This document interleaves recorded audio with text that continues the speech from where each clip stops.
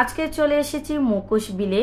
এতদিন মানুষের মুখে মুখে শুনতাম মুখোশ বিলের গল্প আর অনলাইনে দেখতাম।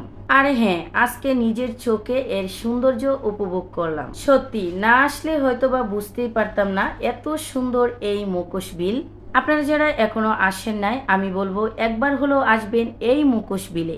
আমার কাছে অনেক ভালো লাগতেছিল এই মুখোশ বিলে এসে। আমি এই মুখোশ বিলের ভিডিও অনেক দেখেছি, তাই তো আজকে নিজেই চলে আসলাম এই মুখোশ বিলের সৌন্দর্য উপভোগ করার জন্য। দেখতে যেরকম সুন্দর, ঘুরতেও কিন্তু হেব্বি ভালো লাগে। দয়া করে কেউ কোথাও যাবেন না, পুরো ভিডিওটি দেখবেন। অনেক সুন্দর একটি ভিডিও হতে যাচ্ছে আপনাদের জন্য। এই বিলের সৌন্দর্য যেন সত্যি মন কাড়া ও মনোমুগ্ধকর একটা পরিবেশ।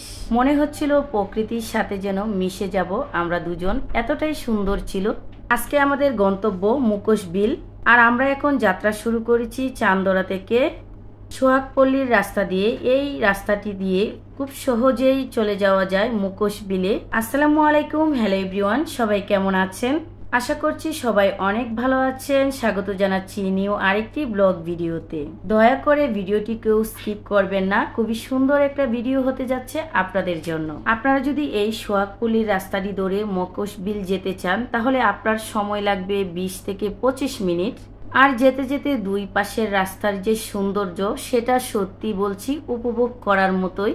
এই বিলটি অবস্থিত গাজীপুর কালিয়াকুর বড়ইভাড়িতে।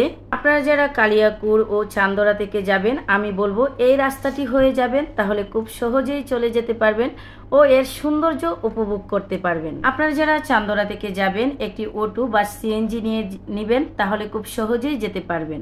আর যদি নিজস্ব রাইড শেয়ার থাকে, তাহলে আমি বলবো সেটা আরো সবচেয়ে বেশি ভালো হবে। আমরা যেহেতু নিজস্ব রাইড শেয়ারে গিয়েছিলাম, সেজন্য রাস্তার দুই পাশের সৌন্দর্যই অনেক উপভোগ করতে করতে গিয়েছিলাম আমরা। খুব ভালো লাগছিল আমাদের কাছে। আর যারা ঢাকা থেকে আসবেন বা গাজীপুর চৌরাস্তা থেকে আসবেন, তাদের বলবো আমি সখীপুর ওয়ে আপনারা ঢুকে যাবেন মুখোশ বিল যাওয়ার জন্য। সেটাও অনেক সহজ হয়, তবে আমাদের জন্য এই রাস্তাটি ছিল অনেক কাছে। অবশেষে চলে আসলাম আমরা সেই মুখোশ বিলে। এখানে আমাদের মোটরসাইকেলটা পার্কিং করতেছিলাম, আর এখনই শুরু হবে আমাদের মুখোশ বিলের সৌন্দর্য উপভোগ করাটা। সিফাতের আব্বু গাড়ি পার্কিং করতেছিল, আর আমি এদিকে দেখতেছিলাম এর সৌন্দর্য।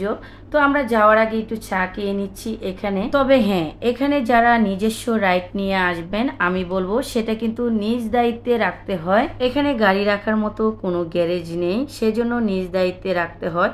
এবং যেখানে রাখবেন তাকে অবশ্যই একটু বলে যাবেন যে ভাই আমার গাড়িটা একটু দেখবেন। ফাইনালি এখন আমাদের নৌকায় ওঠার পালা। যদিও আমরা দুজনে মিলে একটা নৌকা নিয়েছিলাম, আর এই নৌকাটা নিয়েছিলাম আমরা 1 ঘন্টার জন্য 300 টাকায়। সত্যি এই বিলে না আসলে বুঝতেই পারতাম না যে এই মুখোশ বিলের সৌন্দর্য এতটাই মন ভরে যাওয়ার মতো। এই হয়েছে মুখোশ বিল। অনেক দেখলাম অনলাইনে, অনেক গাড়াগাড়ি করে মুখোশ বিল অনেক সুন্দর, অনেক কিছু আছে। এই যে মুখোশ বিলে অবশেষে আসলাম। দেখেন কি আছে, শুধু কালো পানি আর একটা বিল, আর নৌকা ছাড়া আর কিছুই নাই। তবে যাই হোক, অনেক ভালো লাগতেছে দেখে। কারণ আমরা যারা শহরে থাকি, অনেক ব্যস্ততার মাঝেও আমাদের মাঝে মধ্যে এরকম ঘুরতে আসলে অনেক ভালো লাগে, বুঝছেন? তো আমি বলবো অবশ্যই আসবেন, আপনাদের কাছেও অনেক ভালো লাগবে। আর হয়েছে এটার মজা আলাদা, বুঝছেন? এটার মজাই আলাদা। যদিও আমাদের গ্রামে গেলে পরে আর এগুলো ভাড়া করে নিতে হয় না, এমনি যার নৌকা গাড়ে থাকে না কেন আমরা নিয়ে বের হয়ে যাই, কিন্তু এখানে একটু ভাড়া দিতে হয়। আর এটা হয়েছে এখানে ওনারা ঘন্টা হিসাবে নেন। আমাদের কাছে চাইছিল আধা ঘন্টায় 200 টাকা, কিন্তু আমরা আর 1 ঘন্টায় হয়েছিল 300 টাকা। আমরা 1 ঘন্টায় 300 টাকা দিয়ে নিছি। তবে আমাদের সাথে আরও একজন আছে, ওনাকে নিয়ে আমরা নিছি। আমরা এখানে নেই, তবে এভাবেই নিবেন আমি বলবো, তাহলে ভালো হবে এবং পড়তাই পড়বে। আর আমাদের মতো বুকামি করবে না। আমরা প্রথমে চাইছিলাম যে একলাই নিব, কিন্তু চিন্তা করে দেখি অনেক পড়ে যায়। কারণ 1 ঘন্টা খুব অল্প সময়ের মধ্যে চলে যাবে।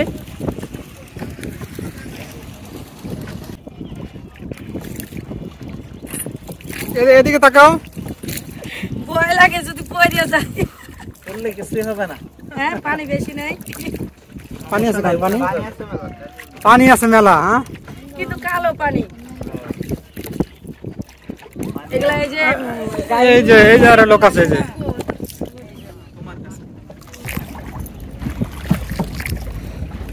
পানি খুব পরিষ্কার, তাই না?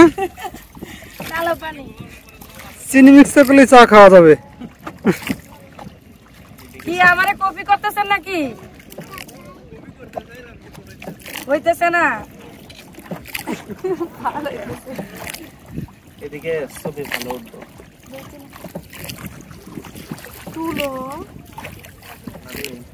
যদিও এই বিলের পানি অনেক কালো, তবে আমার কাছে বেশ ভালো লাগতেছিল। আর আমার আনন্দ করাটা দেখেই হয়তো বুঝতে পারতেছেন যে আমার কতটা ভালো লাগছে এই বিলে এসে। তবে হ্যাঁ, যারাই ঘুরতে আসবেন আমি বলবো একেবারে বিকাল টাইমে আসবেন, তখন ছবি বা ভিউটা অনেক সুন্দর হয় বা খুব ভালোভাবে দেখা যায়। আমরা চলে এসেছিলাম একবারে দুপুর, যে কারণে অনেক রোদ ছিল, আমরা সোজা কথা তাকাইতে পারতেছিলাম না, এত রোদ ছিল। আমি তো ভাবতেছিলাম ভিডিওই হবে না, কিন্তু না, বাসায় এসে দেখি খুব সুন্দর ভিউ আসছে, মাশাল্লাহ।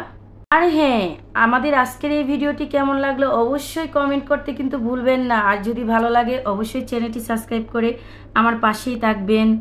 আর যারা সবসময় আমার ভিডিওগুলো দেখেন, সত্যি বলছি আমি আপনাদের কাছে অনেক বেশি কৃতজ্ঞ। এভাবেই আমার পাশে থাকবেন ও আপনাদের ভালোবাসায় আমাকে রাখবেন। ওয়াও, মনে হচ্ছিল প্রকৃতির প্রেমে হারিয়ে গিয়েছিলাম আমি। আপনারাও কিন্তু এর সৌন্দর্য উপভোগ করতে ভুলবেন না। আমি বলবো প্লিজ সবাই চলে আসবেন এখানে ঘোরার জন্য।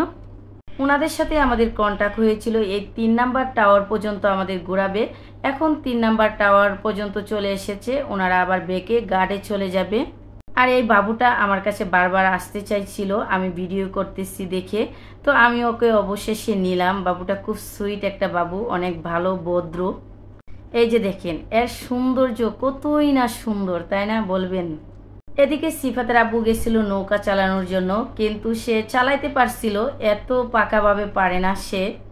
যাই হোক, মাশাল্লাহ, তার নৌকা চালানোর সিস্টেমটা কিন্তু, স্টাইলটা কিন্তু অনেক সুন্দর ছিল, তাই না? আর এখানে সিফাতের আব্বুরে অনেক সুন্দর লাগতেছিল আমার কাছে, সত্যি বলছি। সবাই ভালো থাকবেন, সুস্থ থাকবেন, দেখা হবে অন্য কোনো ব্লগ ভিডিওতে। আর আমার জন্য সবাই দোয়া করবেন, আমিও দোয়া করি। ভালো থাকবেন, আল্লাহ হাফেজ।